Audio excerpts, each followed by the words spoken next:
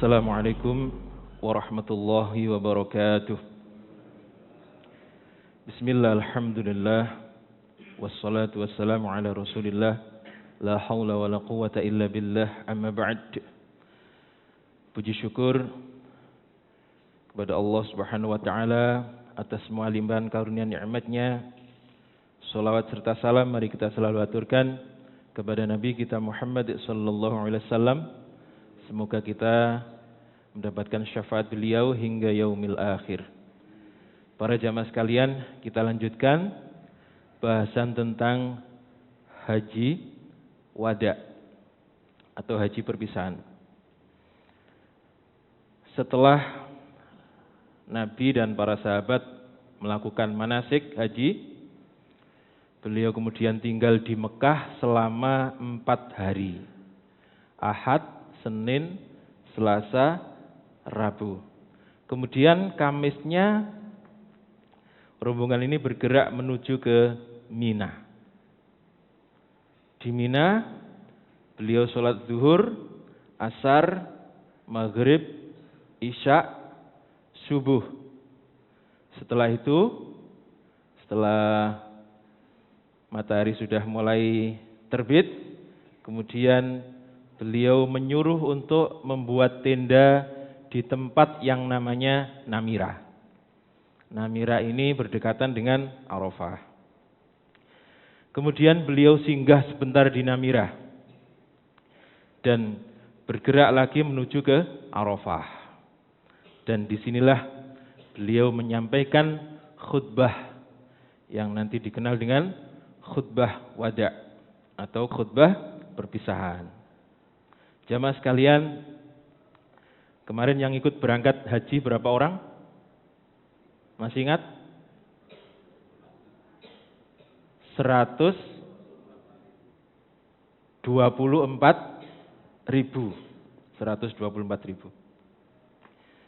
Nah, kira-kira bagaimana cara menyampaikan pidato atau khutbah kepada 124.000? Kira-kira bagaimana? Ada gambaran, Bu? Belum ada. Nah, nanti jejak-jejak itu masih bisa kita lihat. Caranya adalah melalui pesan berantai. Sebab belum ada speaker, belum ada sound.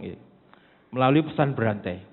Yaitu ada para sahabat-sahabat yang ditugasi untuk merilai ucapan Nabi. Atau yang nanti dikenal dengan istilah muballigh atau penyampai. Karena disampaikan oleh beberapa orang, ada yang dekat dengan Nabi, kemudian ada yang berdiri di sana terus berantai gitu.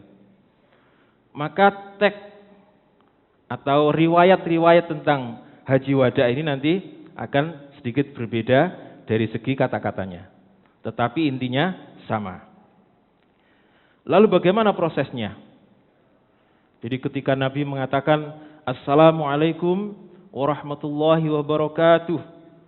Nah, ini yang dekat dengan Nabi kan langsung bisa jawab Waalaikumsalam warahmatullahi wabarakatuh. Tetapi yang jauh dengan Nabi kan tidak kedengaran. Maka disinilah fungsi daripada muballigh atau penyampai tadi. Maka muballigh yang paling dekat dengan Nabi kemudian mengatakan Qala Rasulullah sallallahu alaihi wasallam Assalamualaikum warahmatullahi wabarakatuh. Kemudian disambung dengan muballigh berikutnya. Terus begitu, sehingga nanti sampai barisan yang terakhir. Nah, terus sampai barisan terakhir. Jadi kalau kita bayangkan gitu, betapa dahsyatnya pada waktu itu. Bisa-bisa jenengan kamu bayangkan merinding. Assalamualaikum warahmatullahi wabarakatuh. Disambung di sana, disambung di sana, sana. Mungkin tempatnya muter gitu. Sampai nanti barisan yang terakhir. Merinding kita ini. Nah, dulu masjid-masjid yang besar, masjid-masjid besar itu kalau jamaahnya banyak kan biasanya gini. Allahu Akbar, Allahu Akbar. Sambung lagi. Sama dengan begitu kira-kira. Itu namanya muballigh. Kalau sekarang sudah ada sound system, kira-kira tidak begitu perlu itu. Tetapi sebagian masjid ada yang masih melestarikan gitu. Masjid mana? Mekah mungkin nggih. Mekah. Masih melestarikan. Ampel juga saya pernah sholat ada yang begitu ketika Jumatan. Allahu Akbar, Allahu Akbar. Nah itu kalau jamaahnya banyak dulu gak kata-kata imam ini gak kedengaran, maka disampaikan lagi di sebelah depan lagi. Nah gitu bayangannya gitu ya. Jadi ini disebut dengan pesan berantai atau orang-orang yang ditugasi itu berdiri kemudian menyampaikan apa yang disampaikan oleh Nabi. Qala Nabi sallallahu alaihi wasallam dan seterusnya. Nah, para jemaah sekalian, karena ini adalah momen yang sangat langka, yaitu 124.000 orang sedang berkumpul. Sekaligus ini adalah penghujung perpisahan Nabi dengan para sahabatnya, maka Nabi seakan-akan tidak mau menyia-nyiakan waktu sedikit pun. Sehingga kalau ada kesempatan beliau bertausiah. Beliau memberikan nasihat. Ada kesempatan lagi memberikan nasihat. Itu yang terjadi ketika Haji Wada. Dan terus begitu. Jadi nampaknya Nabi ini sangat khawatir nih. Bagaimana kondisi umatku ini? Bagaimana kondisi sahabatku ini ketika nanti sudah saya tinggal? Maka ketika ada waktu beliau memberikan nasihat. Terus begitu nggih. Tetapi yang paling panjang adalah ketika di Arafah. Maka kemudian beliau mulai berkhutbah setelah membacakan kalimat Alhamdulillahirabbil alamin, memuji Allah. Kemudian beliau memulai dengan kata-katanya, ayyuhan nas isma'u qawli fa inni la adri la'alli la alqakum ba'da ammi hada. Ayyuhan nas, wahai sekalian manusia, isma'u qawli, dengarkanlah ucapanku. Fa inni la adri, sesungguhnya saya tidak tahu. La'alli la alqakum, bisa jadi aku sudah tidak bisa berjumpa lagi dengan kalian. Atau mungkin ini adalah pertemuan terakhir kita, kata Nabi.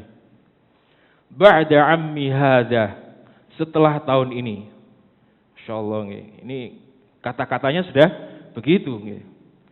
Jadi di Haji Wada ini kan bulan Zulhijjah, Muharram, Safar, kemudian Rabiul Awal. Berarti sudah tinggal berapa lagi? 3 bulan. Setelah itu kemudian Nabi wafat. Masya Allah. Kemudian lanjut beliau, wahai sekalian manusia, sesungguhnya darah dan harta kalian adalah haram bagi kalian. Sebagaimana haramnya hari ini bagi kalian. Haram ini maksudnya antar satu dengan yang lainnya tidak bisa mengambil tanpa seizinnya. Kira-kira ngoten nggih. Ketahuilah bahwa semua perkara pada masa jahiliyah aku letakkan di bawah kakiku. Maksudnya apa? Bahwa semua perkara yang pernah terjadi di masa jahiliyah, maka aku hapus dan aku hinakan di bawah kakiku. Sudah tidak diungkit-ungkit lagi. Yang pertama yang beliau sampaikan adalah, sesungguhnya semua riba telah dihapus tanpa terkecuali, kecuali modal kalian. Itu yang disampaikan Nabi. Dan yang dibuat contoh adalah Abbas. Dan yang pertama kali dibatalkan adalah riba Al-Abbas bin Abdul Muthalib. Jadi paman Nabi, Abbas ini orang yang punya atau kaya, tapi sebagian dari hartanya adalah dari hasil riba. paman Nabi kuwi. Maka setelah itu kemudian Nabi mengatakan setelah ini sudah tidak ada riba lagi kecuali modal awal. Modal awal itu apa? Kalau dulu waktu minjam 1 juta misalnya, maka ya dikembalikan 1 juta. Sudah tidak ada tambahnya lagi atau dikenal dengan bunga itu. Jadi yang dibuat contoh adalah keluarga beliau langsung, yaitu pamannya Abbas. Kemudian kata Nabi, sesungguhnya bunuh-membunuh karena balas dendam pada masa jahiliyah itu sudah terhapus, dan darah pertama kali yang aku hapus adalah darah Ibnu Rabi'ah bin Haris bin Abdul Muthalib. Jadi lagi-lagi yang dibuat contoh adalah keluarga beliau. Langsung eksekusi. Jadi dulu itu ada seseorang yang bernama Ibnu Rabi'ah bin Haris bin Abdul Muthalib. Ini berarti sepupu Nabi. Kemudian dibunuh oleh suku yang namanya Hudail, suku Hudail di zaman jahiliyah. Maka kemudian Nabi menghapus itu, dan setelah itu sudah tidak ada dendam lagi. Sebab suku Arab itu pada waktu itu begitu ada yang terbunuh, maka ini harus bisa membunuh suku yang telah membunuh salah satu anggota mereka. Terus begitu. Kalau dalam tradisi Madura niku carok, Pak. Mohon maaf saya sebut suku lagi, Madura. Ya karena memang cocok untuk digunakan contoh mirip-mirip. Suku Madura itu kalau carok dia berani tanggung jawab, setelah membunuh menyerahkan diri. Kira-kira begitu. Ini gentleman. Maka sekali lagi Nabi memberikan contoh langsung dengan kerabatnya. Kemudian kata Nabi, wahai sekalian manusia, bertakwalah kalian kepada Allah dalam hal memperlakukan wanita, karena kalian mengambilnya dengan amanah Allah dan kalian halalkan kemaluannya dengan kalimat Allah. Sesungguhnya kalian memiliki hak atas istri-istri kalian, sebagaimana istri-istri kalian juga mempunyai hak atas kalian. Hak kalian atas istri-istri kalian adalah dia harus mengharamkan siapapun yang kalian tidak sukai untuk mendatangi ranjang-ranjang kalian, untuk mendatangi rumah-rumah kalian. Jadi kalau suami berpesan kepada istrinya, pokoknya wong iki ojo oleh mlebu omah. Semampang saya tidak di rumah. Maka istri wajib mentaati. Istri wajib mentaati. Dan ini tidak hanya berlaku untuk lawan jenis. Sejenis pun kalau suaminya mengatakan begitu, maka istri wajib mentaati. Contoh sampeyan gede ben kumpul wong iku mesti salate dlewer. Wis mari ngene gak usah kumpul wong iku. Nah, ini juga sama. Kalau suami mengatakan mulai sekarang ndak usah kumpul dengan orang itu, sebab sampean itu gampang terpengaruh. Melok-melokan. Pokoknya nek kumpul wong iku mesti salate dlewer. Maka mulai sekarang jangan kumpul dengan orang itu. Maka itu juga wajib ditaati.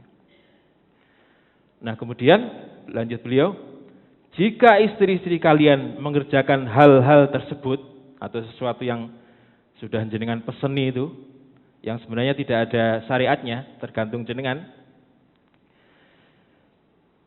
maka Allah mengizinkan untuk kalian mendiamkan mereka di tempat tidur dan memukul mereka dengan pukulan yang tidak menyakitkan. Apa bahasa pukulan yang tidak menyakitkan itu? Ghairu mubarrih. Fatribuhunna ghairu mubarrih. Maka pukullah dia, istri itu yang tidak patuh pada suami, tetapi dengan pukulan yang tidak menyakitkan atau pukulan yang tidak membekas. Maka para ulama mengatakan bahwa ghairu mubarih ini adalah dunal alam wa dunal asar. Tanpa menyakiti dan tanpa ada bekas. Berarti pukulan apa, Pak? Pukulan sayang. Kalau kita pernah dengar atau baca ketika Nabi Ayub memukul istrinya, itu ambil alat pukul, kemudian diayunkan secepat mungkin, tetapi ketika nyampe kepada tangan istrinya, itu diperpelan. Set, tapi tek gitu. Tidak menyakiti. Sebab wanita itu hanya digitukan saja sudah terasa sakit. Didiamkan itu sudah terasa sakit bagi wanita. Apalagi dipukul. Walaupun mukulnya hanya tek gitu, sudah merasa sakit. Sebab yang sakit bukan tubuhnya tapi dalamnya, hatinya.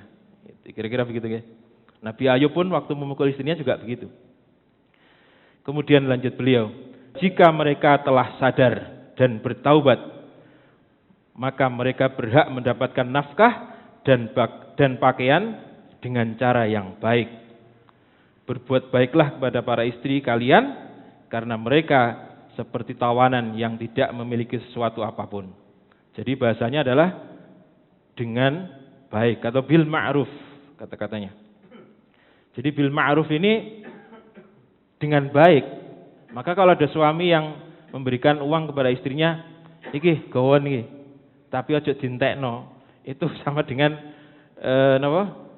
ngasih tapi kurang baik, karena kurang enak didengar. Iki aja dintek-entekno, koyo wingi-wingi ben dikei dhuwit entek. Itu menyakitkan. Jadi itu tidak baik atau kurang baik. Ya dikasihkan dengan kata-kata yang baik, lembut dan menyenangkan hatinya.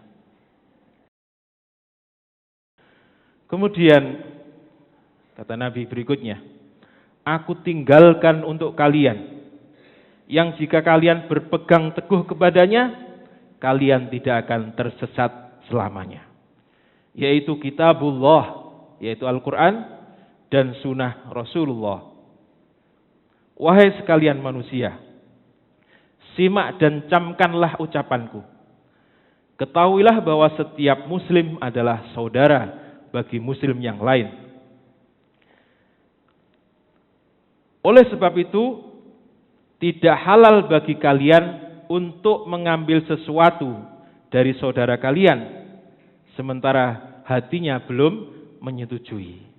Maka walaupun hal-hal kecil, misalnya mangga punya tetangga, kemudian walaupun itu kecil yang biasanya jatuhnya juga kadang-kadang di halaman kita, harus meminta izin kepada yang punya. Walaupun hanya sekedar mangga yang biasanya jatuh. Nek tiap hari jatuh nggih izine dirapel mawon.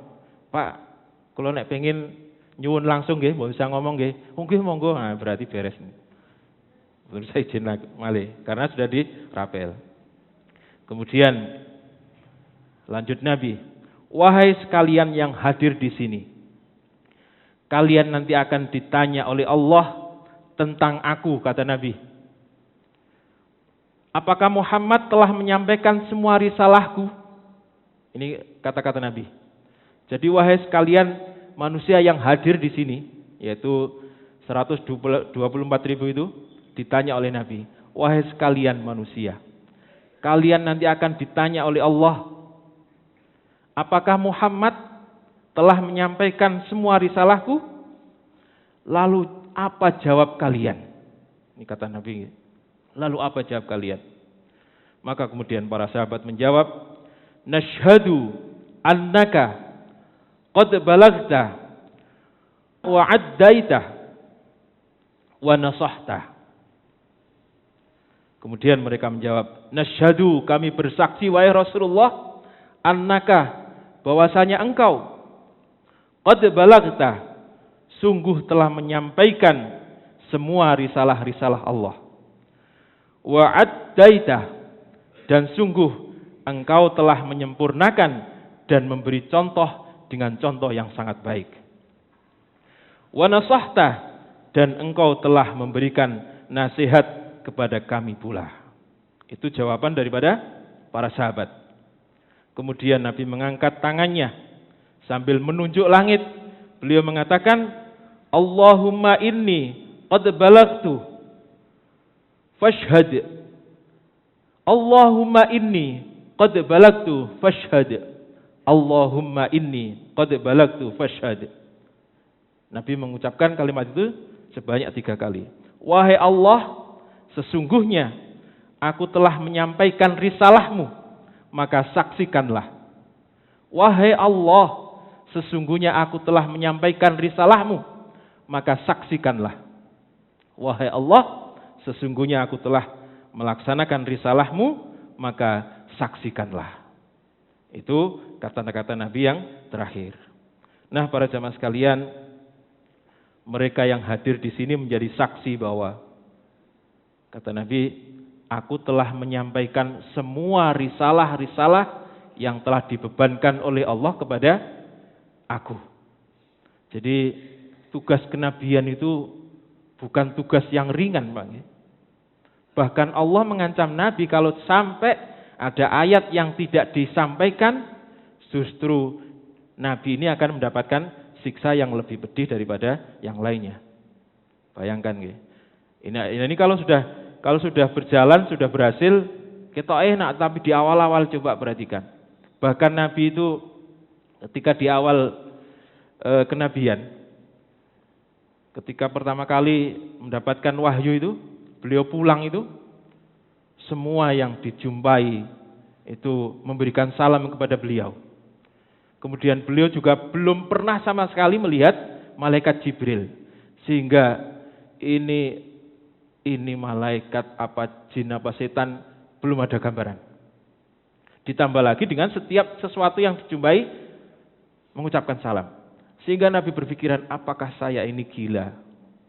Kenapa seakan-akan pohon, batu itu mengucapkan salam kepadaku? Apakah saya ini gila? Maka kemudian Khadijah lah yang tampil untuk menenangkan Nabi.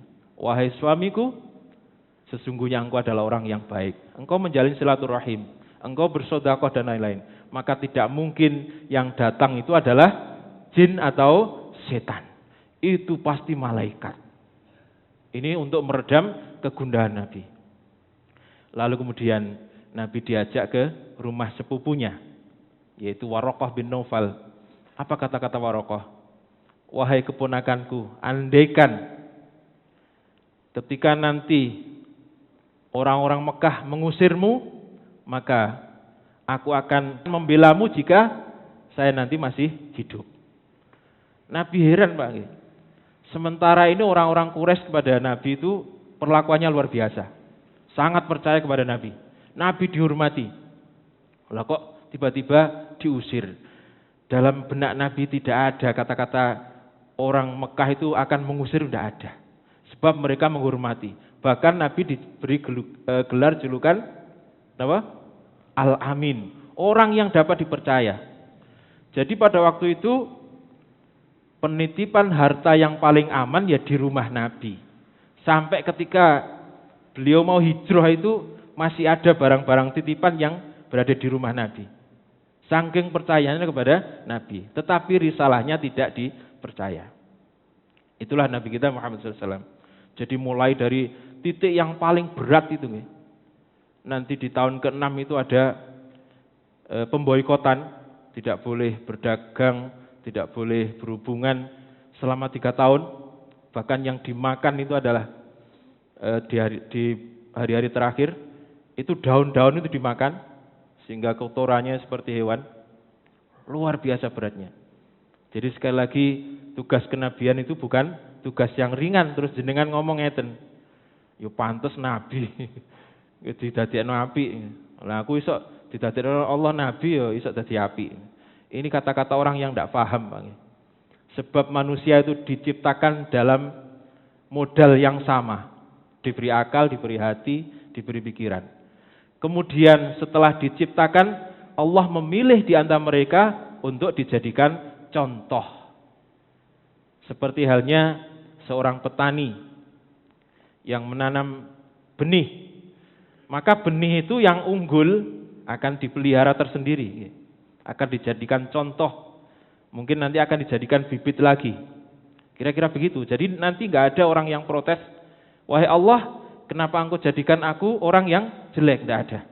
Sebab semua modal ketika Allah menciptakan manusia itu sama.